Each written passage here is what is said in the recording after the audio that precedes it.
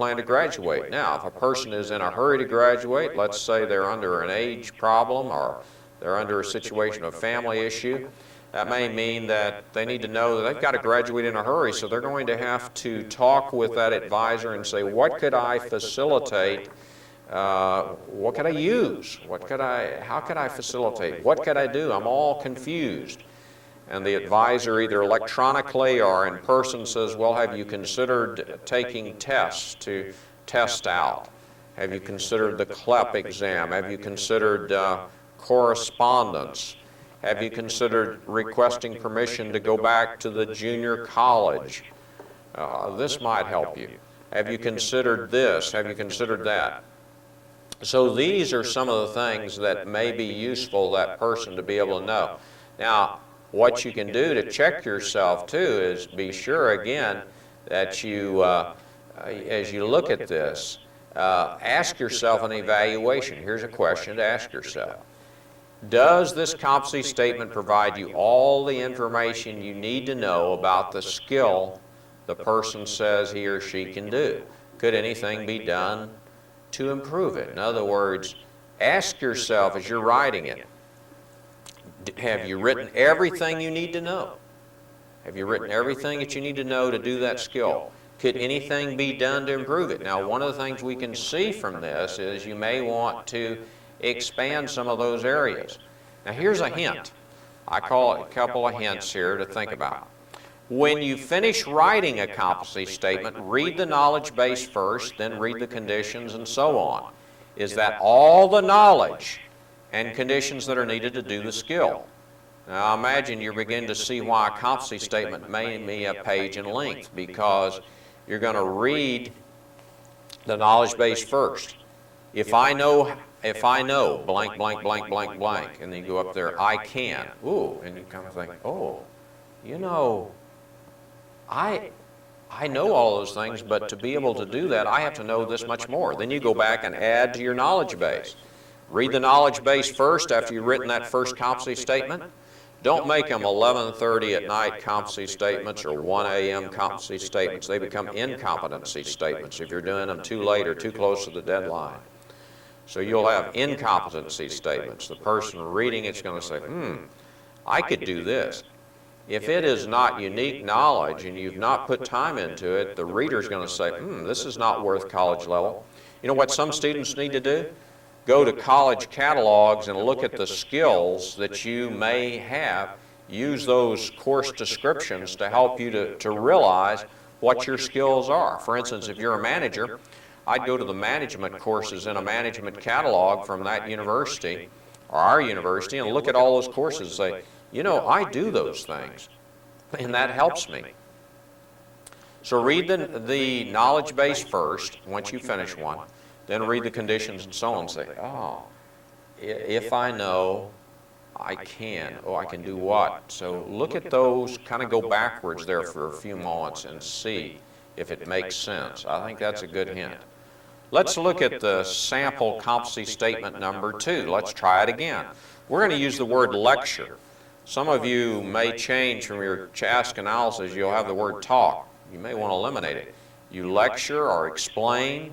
You'll have a much better vocabulary here. Well, let's try it again. I can lecture college students in regard to public personnel management issues at Texas State University, San Marcos. Well, the word is lecture. Who do you lecture? College students. What do you lecture on?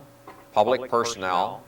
And where do you lecture? Texas State University, San Marcos. Now, you could say, I can lecture at any university, or I can lecture at any business and insurance, if that's your lecturing area. So you may not want to limit yourself. This competency statement says, I can just do it here at this university. Well, maybe that's too limited. Maybe you can lecture anywhere because you have the skills and experience to lecture at any location. So you could state at any university or at any public service organization, any city government. So maybe your skill is very broad in your lecturing. But we made it specific in this skill, and this is something that's going to show that you have a high level ability to lecture. Well, let's look. How well does this person lecture? Well, let's see if this makes any sense.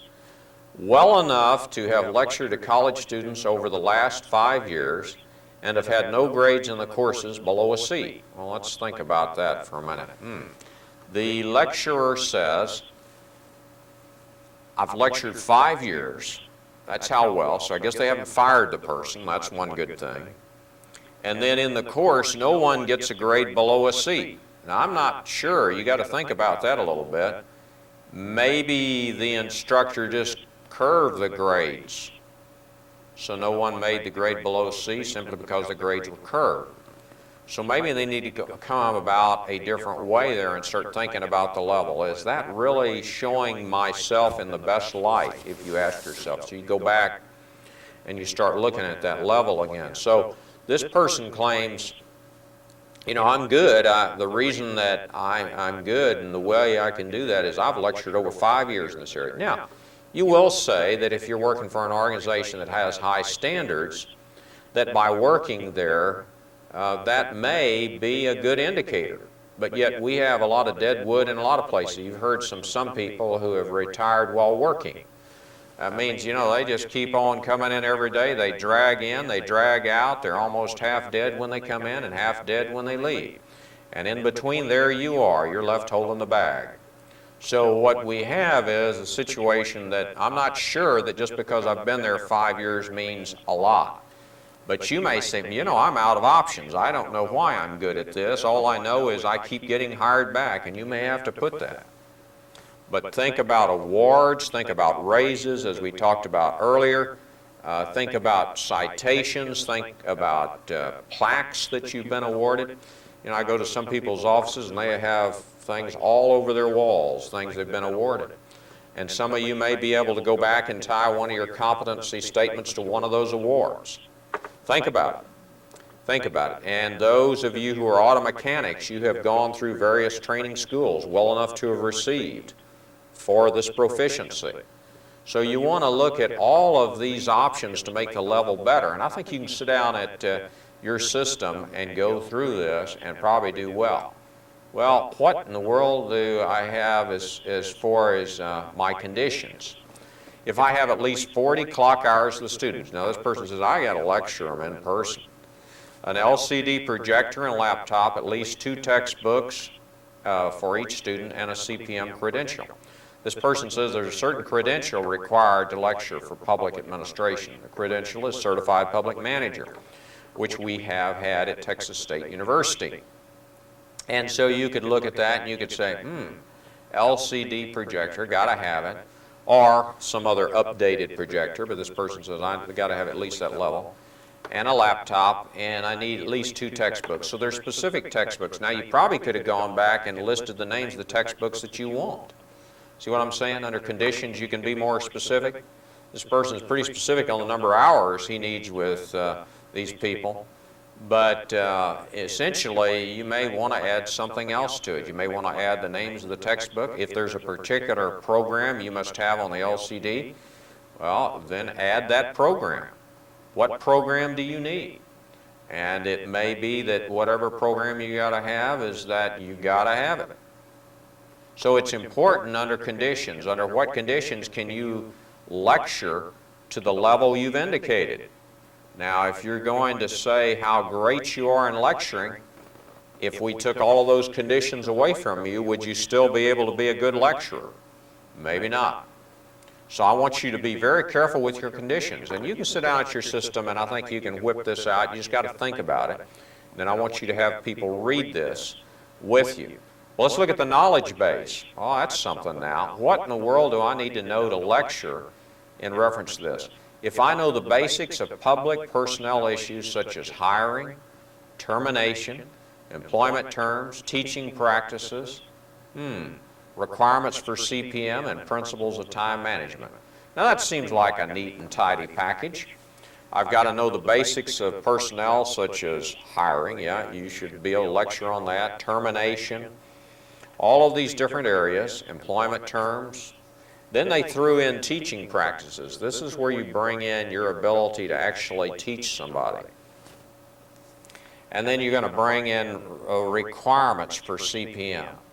requirements? Well, requirements may be what you need to learn to get your license as a certified public manager. And principles of time management. How do you manage your time within that 40 clock hours? How do you divide the course up? Those are all things that you need to know how to do. But you know what? The individual doing this could have made it more specific, perhaps. So, how would you evaluate what we just wrote? Let's go back and evaluate this competency statement. Well, you can go ahead and read it backwards, as we said, to see if it makes sense. But what about explaining some of the requirements for CPM by saying such as, principles of time management is just a phrase and should be explained. In other words, what in the world do principles of time management have to do with it? Well, make sure you've explained it. This is the reason that competency statements could or should be more than the ones listed here. So we could go back here and we could look back at the knowledge base. And we could say, if I know the basics of personnel issues such as hiring, and we could put which involves, and you could talk about the hiring practices a little bit, just, you know, a couple of statements there. Termination, you could talk about which involves so-and-so, so-and-so. And the requirements for CPM, such as a CPM individual must take at least 7 courses. And principles of time management, you could talk about such as, you could just mention a couple of things. Now look how fast you expanded that knowledge base. You told the reader much more than he anticipated. You were able to tell the reader so much more. So your evaluation needs to include the holistic approach. Go back and read that competency statement and look at it very carefully. And that's, again, the reason why that you're going to have a longer comp statement, because if you're really thinking about it, you say, wow, I've got to know this to be able to do these things. So it's important. I think one of the things, too, is how do you get help on these? You're in California. Texas State University is right in the middle of Texas. You're in New York. You're working this course. And you're saying, I need some help. Well, it may be helpful to get a co-worker to examine 1 or 2 of your competency statements. Do these statements make sense? Ask the person. Do they contain the 4 elements? Did you leave out anything? Have them look at that word that you put in there. Make sure that co-worker understands what you're doing, that you're creating a complete reservoir of your skills to the best of your knowledge. And you have to place it in a certain format. I can. You know, all of these, you go right down the line. Well enough, if I have, if I know. So you're able to do all of these things in your competency statement. Be sure you proofread it. Do your spell checks, do your grammar checks. That's important. The grammar checks and spell checks are very important. Now I want to say, too, there's something called student study groups. If, for instance, your instructor gets 2 emails from California and you're both in Los Angeles and you're willing to exchange emails, you might do that with one another, and you're of course asked to have permission. We can't give out confidential information to different people, but the instructor may be able to do that. Sometimes your class or your spouse can read them. Write it like a training manual. You're trying to train the reader. When a reviewer reads the statements that you've written, it should be clear. But study groups are helpful, and if you're living in the same proximity, some of you are in the San Antonio area or Austin area and you recognize that, you get together at a restaurant and you kind of talk about it and you banter about it, and you're not taking things from other people, you're trying to get ideas. And I've also seen where a spouse says, you know, you actually do more than that. And then the spouse continues to quiz you a little bit. Ask that spouse, that friend, or even your teenage son or daughter to talk about the job with you. And you will be surprised. But you can't put this off to the last minute. You need to start right now working on these comp statements as we're working to finish this lesson today. You need to work with this. And you need to have that time management that we just talked about in that last competency statement. Set this thing up and say, well, hey, I'm going to write 3 competency statements tonight. Wednesday night I'm going to write 2 more, and Saturday I'm going to write 5. And you set up a schedule of when you're going to get these written. And mark it down, go back, look at that task analysis that you spent a lot of time on. So a student study group is helpful too, to somebody to be sure. Now, as we conclude this lesson on competency statements, I know it's a lot for you to consider. We gave 2 examples of competency statements. I said that they could be improved or could be expanded. Those weren't terrible competency statements. Don't let me, mislead you. They were not terrible. We have seen some that are like the one-liners. Obviously, those people do not get credit. They'll do 1 line for each element. And the reader looks at it and says, this is not unique knowledge.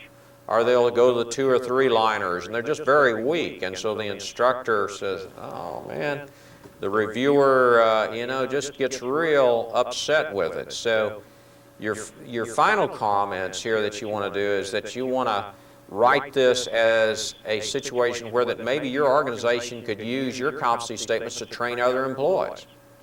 And so think about this. You might be building a training manual.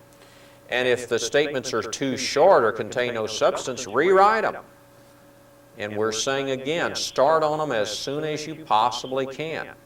This is important, to get with it and get working on these so you can take advantage of the student groups or the spouse, helping you. That person can step up to the plate and assist you a little bit, or one of your friends, someone there, or as we said, your teenage son or daughter.